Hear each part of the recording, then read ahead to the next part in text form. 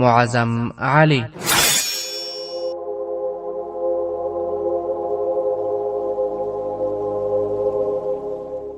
د ایمان، وطن او عدالت لپاره د انګریزي استعمار پر وړاندې د مبارزې اتل.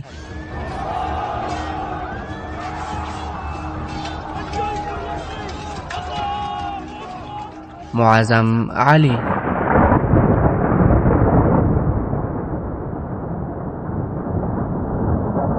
لسمه برخه.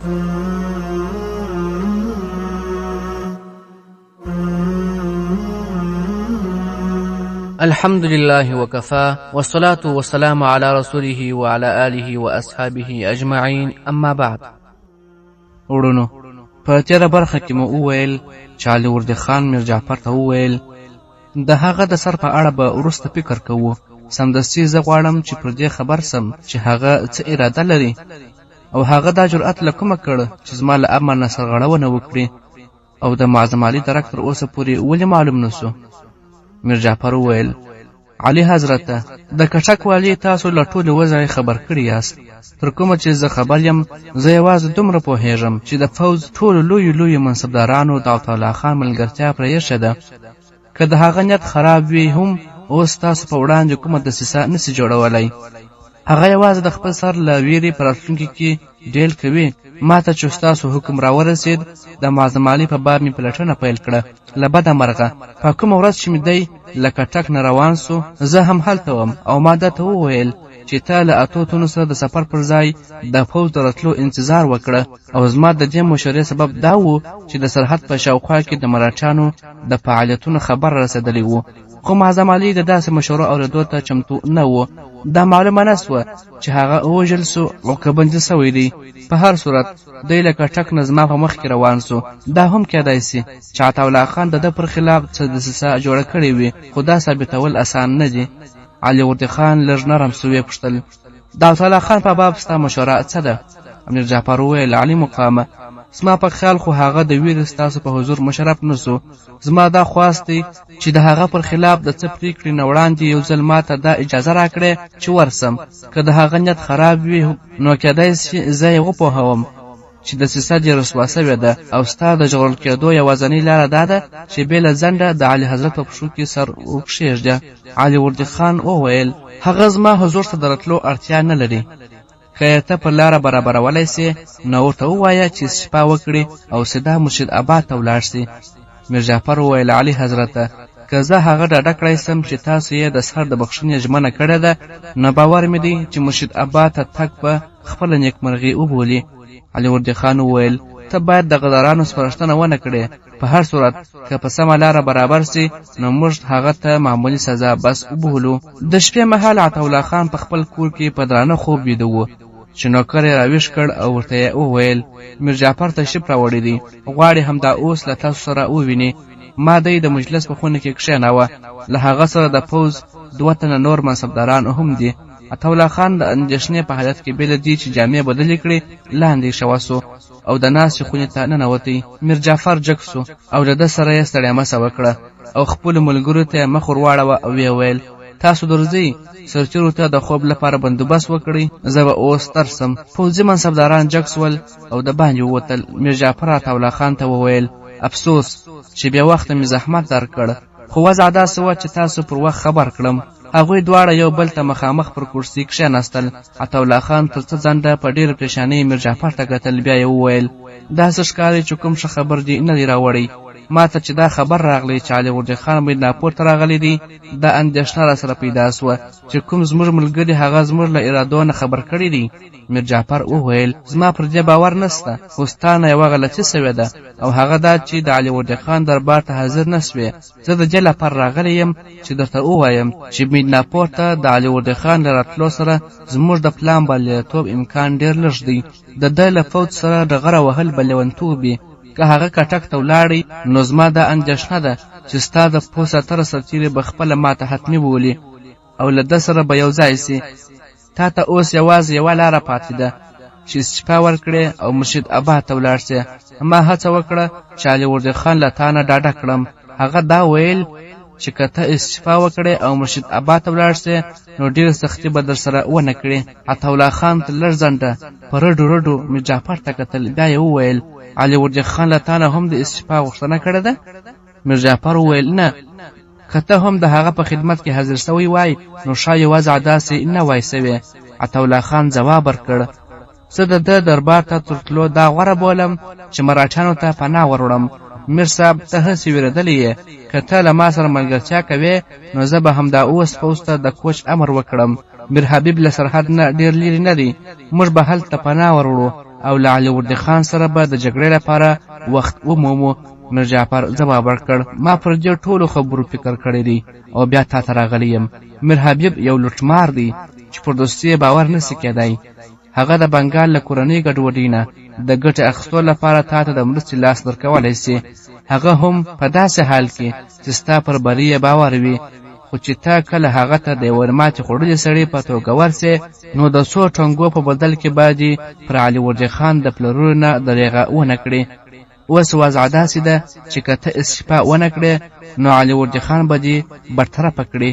ځکه خو ما دوستانه مشوره دا ده چې ته هم دا اوس دا ورته ولیکه چې ما ته د خپلو سرچینو دا معلومه سوې ده چې ستاسو اعتماد را باندې خام سوی دی او زما مخالفین د جای لپاره چې تاسو پر ما بدګمانه کړي داسې اوازې خپروي چې ګواکې زه ستاسو پر خلاف د بغاوت لپاره تیاری کوم. په داسې وضع کې ما ته له دې پرته بله لاره نشته چې استعفا وکړم او له تاسو نه دا غوښتنه کوم چې ما ته په مرشد آباد کې د پاتې ژوند تېرولو اجازه راکړئ. خو که کوم وخت زما پر نیکنتي تاسو باور راغلی نو هر وخت به مې خدمت ته چمتو وویني.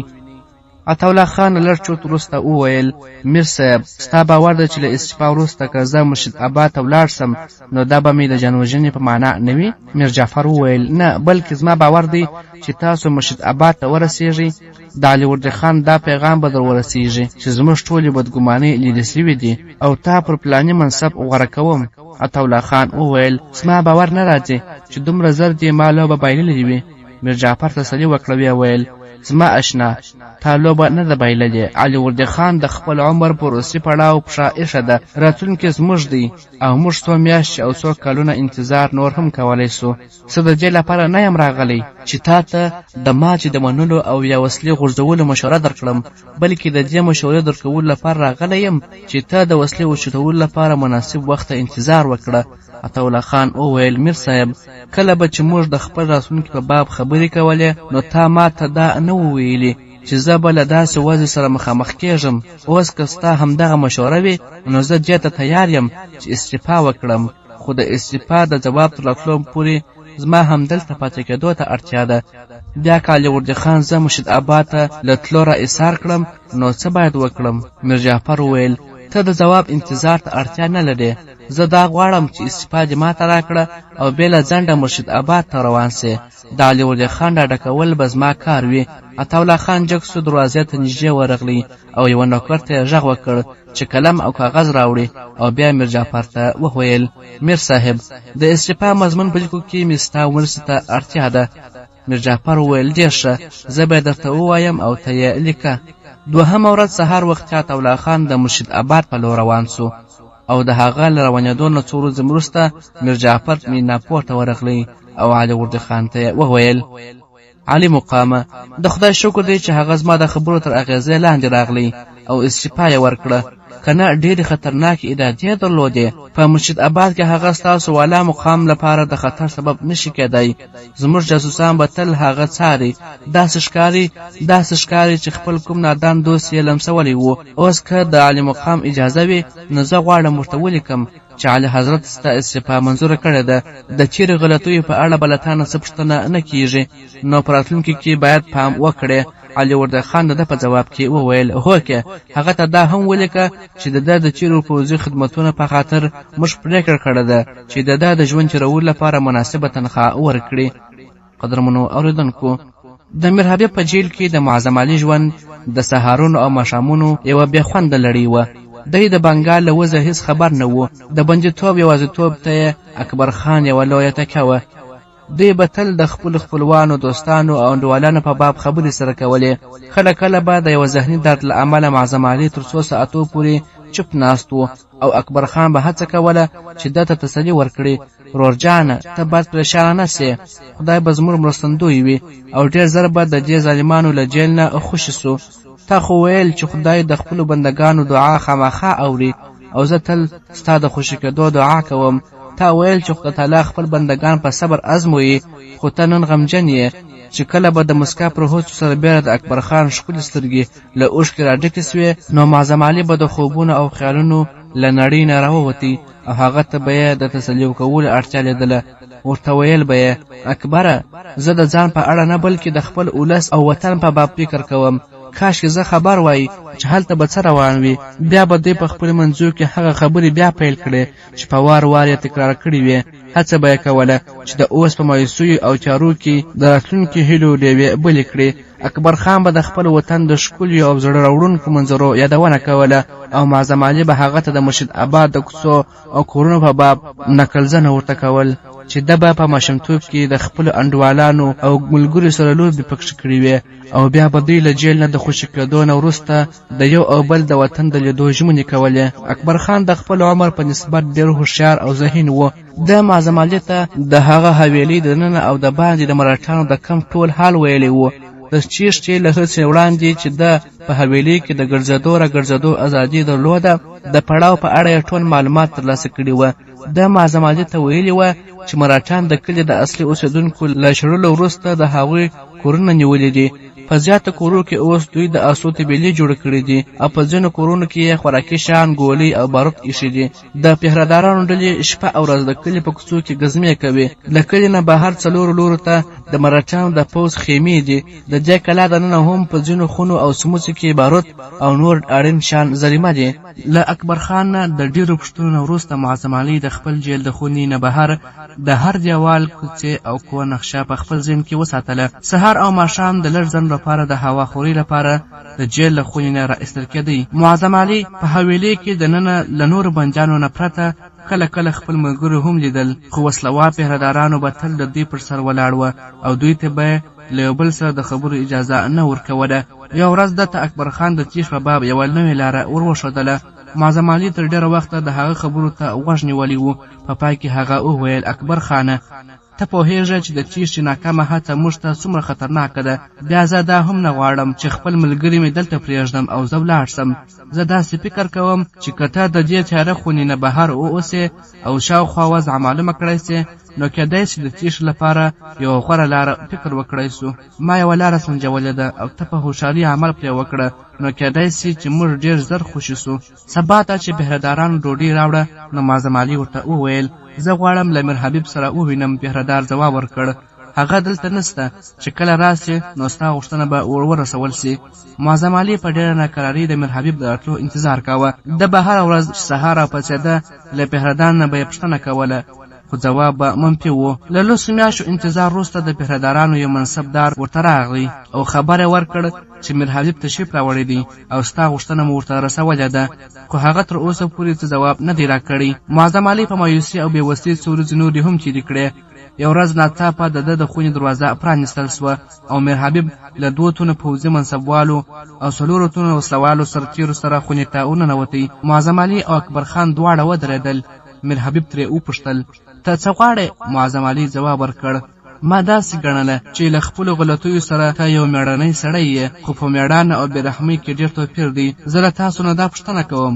چې دغه ماشوم څه ګناه کړې ده او ته باید تر کومه پورې نور په جیل کې ساتې میر حبیب ځواب ورکړ یو بندي د بل بندي د سپارش حق نه لري بیا هم دا زما شخصي هیله نه وه چې اکبر خان کوټه قلب سي خو هغه هڅه کوله چې وتښتي او دا ته د نیکمرغي وه چې ما ولید رحم یې پرې راغلی معظم علي اکبر خان ته وکتل او هغه راوړاندې سو او میر حبیب یې تر لمن ونیوی ویې ویل د خدای لپاره زما ګناه راوبخښه دا ځل مې که د تیښتې هڅه وکړه نه په ګولۍ مې وولي میر حبیب وویل ما فکر کاوه چې ته به په همدې خونه کې خوښ وې اکبر خان ورته وویل نه نه نه زه غواړم چې په خلاصه فضا کې واوسم معظم علي وویل ده ته دا هم معلومه نه ده چې وطن یې کوم لوري ته دی که دی وتښتي هم نو تاسو ته به څه خطر پیښ کړي میر حبیب وویل ګوره اکبره زه تا ته یو ځل بیا وخت ورکوم خو که دې بیا د تیښتې هڅه وکړه نو بیا به ټول عمر په هغه تاکاوۍ کې پروت وي چې ماپښین مهال د لمر وړانګې هم نه ورلیږي بیا پهردارانو ته وویل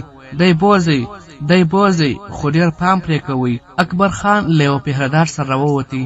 میر حبیب دروازې ته نږدې سو. ناڅاپه یې مخ ورواړوه او معظم علي ته وویل ما ګمان کوه چې ته به د ځان په اړه څه وایې. معظم علي وویل زه د ځان په اړه له دې پرته څه ویلی سم چې زه د یو داسې چا په جیل کې یم چې د هغه نه د عدالت او یا رحم غوښتنه بې ګټې ده او زه د هغه مهال په انتظار یم چې د عدل توره زما په لاس کې وي. میر حبیب د غوسې پر ځای وخندل او یې پوښتل چې کله د عدل توره ستا په لاس کې وي نو څه به کوې؟ معظم علي وویل زه به تا ته تر دې ښه کوټه درکړم او داسې بندي به در سره نه اچوم چې د هغه د مظلومیت او بېوسۍ په لیدو خپل زحمتونه هیر کړې. میر حبیب وویل ته ناپوهه داسې وخت به هیڅکله رانسي.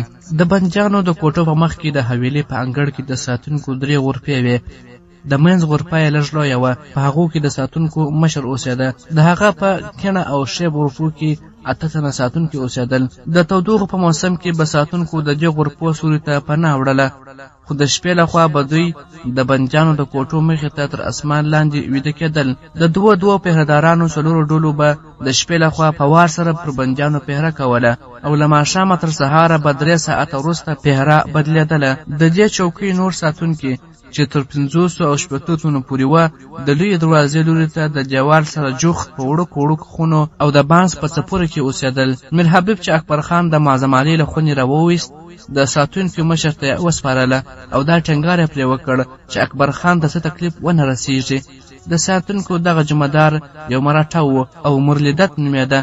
مرلیدت ډېر چاغ و، سر یې ګنجی او پر تور مخ یې د چچک داغونه وه. 2 کاله وړاندې دی د میر حبیب د پوځ له غوره سرتیرو نه شمېرل کېده خو په یوه جګړه کې ټپي سو او چپه پښه یې له منځه تللې وه. په خپلو تر لاسه لاندې سرتیرو به یې ډېر سختي کوله خو له اکبر خان سره د ده چلند تر حده نرم و. کله چې اکبر خان له کوټې نه راووت په نصیحت کې ورته وویل ما تر دې پخوا هم له تا سره څه زیاتی نه دی کړی نو تا هڅه وکړه چې وتښتې. امیر صاحب تا ته یو ځل بیا وخت درکړ. زه غواړم چې اوس ته په زحمت نه وې خو که تا بیا د تېښتې هڅه وکړه نو پای به دې ډېر بد وي. اکبر خان په ډېر معصومیت ځواب ورکړ صاحب زه به بیا هېڅ شرارت نه کوم. په 4 ورځو کې د نن اکبر خان د مرلیدت لپاره یو د کاڼ وړ نوکر سو. دی به سهار وختي پاڅېده، غرفه به یې جارو کړه او د هغه بستره به یې ټوله کړه او کله به یې د هغه جامې هم مینځلې. سپاهیان پر دې له هغه نه خوښ وه چې دا هر څه به پخوا دوی کول. مرلیدت به شپېلۍ وهله او دا به یې خوښېدل چې خلک یې دې کمال ته داد ورکړي. خو د ده له 2 تنو سرتیرو پرته چې له مجبورۍ به پرې راټول وه په کلا کې د نورو چا د ده له دې فن سره هېڅ مینه نه وه. ان چې نورو سرتیرو او منصبدارانو به ملنډې پرې وهلې. پر شپېلۍ برسېره هغه له سندرو سره هم مینه درلوده خو له بده مرغه د ده غږ د ده له څهرې نه هم ډېر بدرنګه و. اکبر خان ته د ده دا کمزوري معلومه وه او ده به د زړه له کومې د هغه ستاینه کوله. ورته ویل به یې مرلیدت کاکا ته خو کمال کوې، ما خو تر اوسه تر تا ښه شپېلۍ غږونکی نه دی لیدلی. ده به ځواب ورکاوه پر دې پوهېدل عقل غواړي او ته تر دې ټولو زیات هوښیار یې. اکبر خان وویل مرلیدت کاکا ستا غږ هم ډېر خوږ دی، کاشکې ما هم ستا په څېر سندرې بللی سوای. مرلیدت به خوشحاله سو. وبه یې ویل د سندرو ویلو لپاره ډېر زحمت پکار دی زویه. ورو ورو پر اکبر خان د مرلیدت اعتماد زیاتېدی. هغه په حویلۍ کې دننه د ګرځېدو ازادي درلوده چې کله به بندیان له خونې نه د لږ وخت لپاره د باندې راوویستل نو دی به په څپلمه هغوی ته ورتلی. د پهردارانو په مخ کې به ده د معظم علي سره د خبرو وخت نه موند خو چې کله به د سرتیرو پام بلې خواته سو نو ټیټه به یې څه خبره ورسره وکړه او ترې تېر به سو. چې کله به ساتونکو بندیانو ته ډوډۍ وروړله نو ده به په منډه د کوم یوه له لاسه ډوډۍ او یا د اوبو کوزه واخیستله او په دې ډول ورو ورو پهردارانو هم د ده له دې خدمت سره روږدي سول. 5-6 اونۍ وروسته وضع داسې سوه چې کله به بندیانو ته د ډوډۍ وړلو وخت راغلی نو سرتیرو به دی کله د اوبو لپاره کوهي ته او کله د ډوډۍ لپاره پخلنځي ته واستاوه. د کوټو د کلپونو کلیګانې به مرلیدت تل له ځانه سره ګرځولې. د شپې لخوا به بندیانو ته له ډوډۍ ورکولو وروسته د کلیګانې په غرفه کې دننه په یوه لرګین صندوق کې اچولې او د صندوق کلۍ به چې په یوه مزۍ کې بنده وه ده په خپله غاړه کې اچوله. پهردار به هر سهار د بندیانو د رایستلو لپاره راتلی او له مرلیدت نه به یې کلیګانې وړلې. یو ورځ دی ناروغ و، سهار په خپله بستره کې پروت و او اکبر خان ته یې وویل چې له صندوق نه کلیګانې راواخلي او پهردار ته یې ورکړي. دا پیل و او تر دې وروسته اکبر خان تل همدغه دنده واخیستله. یوه شپه نری باران اورېده.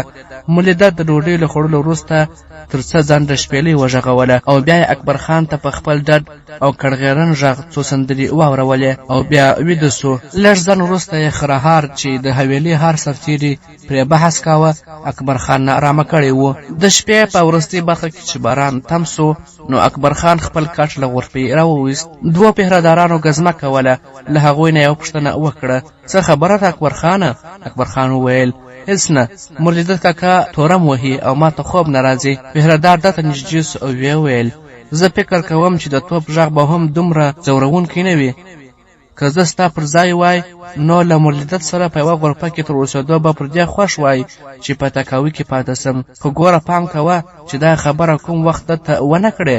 دوهم سرتېري وویل اکبر خانه یاره رښتیا ووایه د ده سندرې دې خوښېږي؟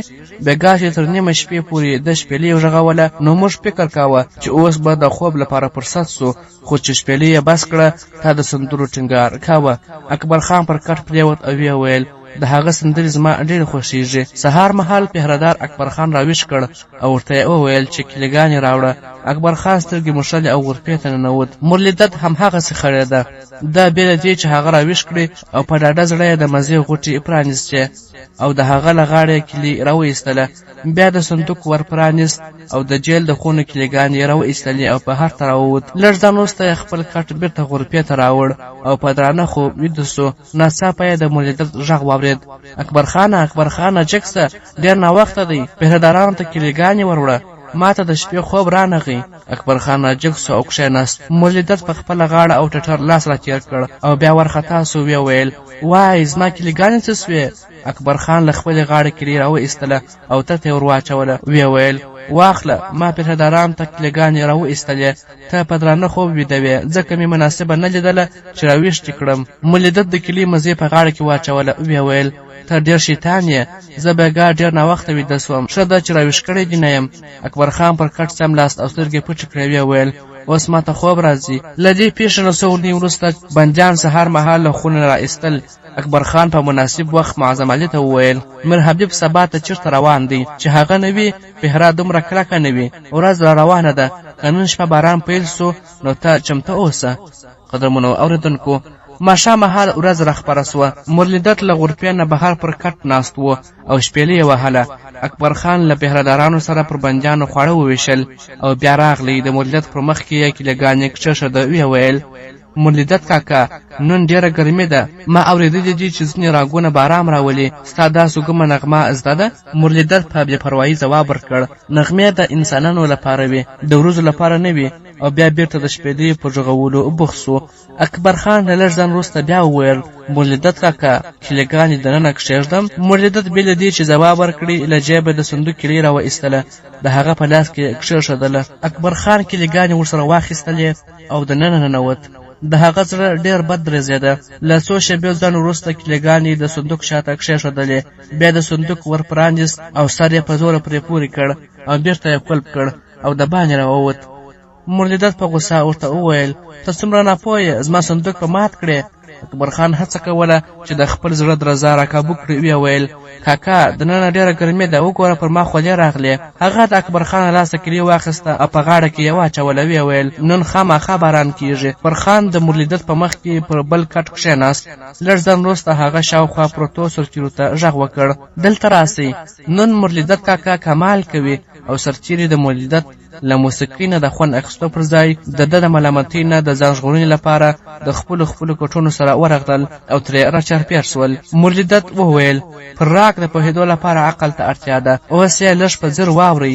او هغوی نږدې تر 1 ساعته پورې په ډېره بېوسۍ ناست وه. ناڅاپه د باران غټ څاڅکي راتوی سول، ورځې وغړمبېدلې او بیا شړکنده باران سو. اکبر خان وویل مرلیدت کاکا راځه چې باران سو، زه به دې کټ دننه یوسم. ده همهغسې شپېلۍ غږوله او غرفې ته ننوتی. تر لږ ځنډه پورې اکبر خان او مرلیدت په غرفه کې پر خپل کټ ناست و. مرلیدت د شپېلۍ پر ځای په دیوله زغم نوتلې نظم سندره ویله. هغه په سندرو کې ویده سو او بیا یې خرهار د تیارې شپې هیبت نور هم زیات کړ. د اکبر خان د زړه درزا بیا ګړندۍ سوه. هغه تر ډېره وخته پورې چوپ او بې حرکته پروت و. بیا راجګ سو او له کټه راکوز سو. پر څلورو د صندوق تر شا چې پر کیلګانو لاس ولګېد یو پیکا غږ یې اوچت سو. د دې سره د ده وینې په رګو کې وچې سوې، خو د مرلیدت د خرهارې لړۍ د ده ویرې لرې کړه. دی په هماغسې په ګونډو روان سو او د غرفې په دروازې کې یې د باندې وکتل. لږ ځنډ وروسته په خټو او اوبو کې د دوو تونو پهردارانو د پښو غږ اوچت سو. هغوی د بندیانو د خونه په مخ کې تېر سول او وړاندې ولاړل. اکبر خان خپ خپ د معظم علي د کوټې په لور وړاندې ولاړی. هغه په قلب کې یو په بل پسې کیلګانې برابرولې چې بیا د پهردارانو د پښو غږ اوچت سو. دی له دروازې سره جوخت ودرېد. له ویرې یې وضع داسې وه چې خپله سا پرې بار غوندې وه. د برېښنا یو پړک د ده ټول پلان له خاورو سره برابرولی سو چې ده له میاشتې فکر وروسته سنجولی و. یو پهردار خپل ملګري ته وویل: راځه یاره خپلې غرفې ته، دا ډېر خطرناک توپان دی. دوهم یې وویل: ته ودرېږه زه اوس راځم. پهردار ورته وویل: چېرته ځې؟ بل پهردار وویل: لږ د جمعدار صاحب احوال اخلم. یو پهردار له اکبر خان نه 5 ګامه لرې ودرېد او بل یې د مولدت د غرفې په لور ورغلی. څو شېبې وروسته هغه په خندا راغلی او ویې ویل: راځه یاره، جمعدار صاحب له دنیا نه خبره پروت دی. موږ به د خپلې غرفې دننه کښېنو. دی د میاشتې په څېر خوبونه غوړوي او موږ ته په داسې شکنده باران کې هم د سر پټولو اجازه نه راکوي. اخر په دې کوټو کې کومه خزانه ده چې څوک به یې د لټولو لپاره راسي. موږ به لږ ځن وروسته یو ځل بیا چکر ووهو. هغوی ولاړل. اکبر خان ډاډمنه ساه واخیستله. لږ ځن وروسته یوه کیلۍ ور برابره سوه. هغه کولپ راوایست او ځنځیر یې پرانیست او ورو یې د وره پله دننه ورټېل وهل. هغه په خپ شغ وویل: ورورجانه. معظم علي دی تر مټو ونیوی او ویې ویل: اکبره کراره خبره کوه. اکبر خان وویل: پهرداران خپلې غرفې ته تللي دي. معظم علي وویل: زه پوهېږم، راځه چې زموږ ملګري به انتظار کوي. اکبر خان کیلګانې ده ته ورکړې او ویې ویل: دا واخله، که پهرداران زر را نغلل نو موږ به ټولې خونې پرانیزو. معظم علي د باندې ووت. دروازه یې زنځیر کړه او ویې ویل: د دې کلپ دې څه کړ؟ اکبر خان ځواب ورکړ: بام ته مې وغورځاوه. معظم علي په بیړه وړاندې سو او د نورو خونو د قلپونو په پرانیستلو بوخت سو. د څو کیلګانو له ازمایلو وروسته د یو خونې کلپ پرانیستل سو. په کوټه کې دننه د دوی 2 ملګري په انتظار وه. هغوی د کیلګانو مزې وشلاوه او کیلګانې یې وویشلې. ویې ویل: تاسو چې په دې کیلګانو د څومره خونو دروازې پرانیستلې، ملګري مو ترې راوباسئ او زما په خونه کې راټولوئ او دروازې همهغسې بېرته قلپ کوئ. ګورئ چې موږ به له خپلو ملګرو پرته نور بندیان هم را سره بیایو. په 2 دقیقو کې د معظم علي پر 8 تنو سربیره 12 تنه نور بندیان هم د ده په خونه کې راټول شول. یوازې د پای 3 خونې پاتې وې چې په هغو کې 15 تنه بندیان وه. معظم علي لا د یوې خونې د قلپ د پرانیستلو په حال کې و چې اکبر خان په منډه راغلی او ورته یې وویل: پهرداران بیا راغلل. معظم علي په بیړه د کوټې ور پرانیست او اکبر خان یې تر مټ ونیوی او دننه یې ننوتل. بندیان د دروازو سره په انتظار وه. معظم علي دروازه پورې کړه او له اکبر خان نه یې وپوښتل: پهرداران څو تنه دي؟ هغه ځواب ورکړ: یوازې 2 تنه.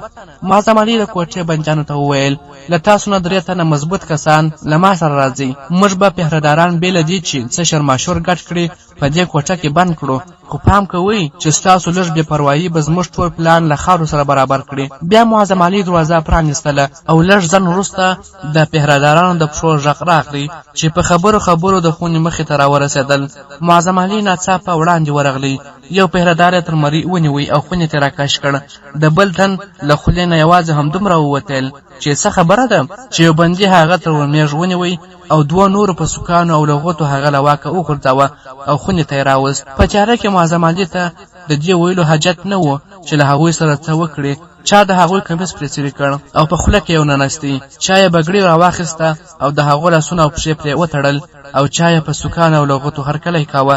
معظم علي وویل: وروڼو، پام کوئ چې په تیاره کې کوم یو ملګري ونه وهي. د پهردارانو ټوپکونه او تورې چې دوی واخیستلې، معظم علي بندیان بهر ته وایستل او دروازه یې پورې کړه او قلف یې پرې واچوه. د پاتې 2 خونو د بندیانو پر ایستلو کې یې ځان تېر نه کړ. کله چې ټول بندیان د معظم علي کوټې ته راټول سول نو د اکبر خان ته وویل: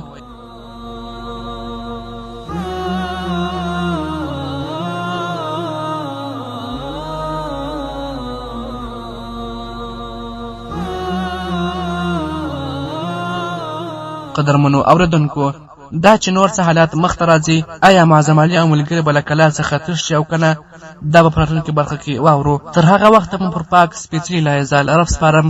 شاد، آباد او ودان اوسئ. السلام علیکم ورحمت الله وبرکاتہ.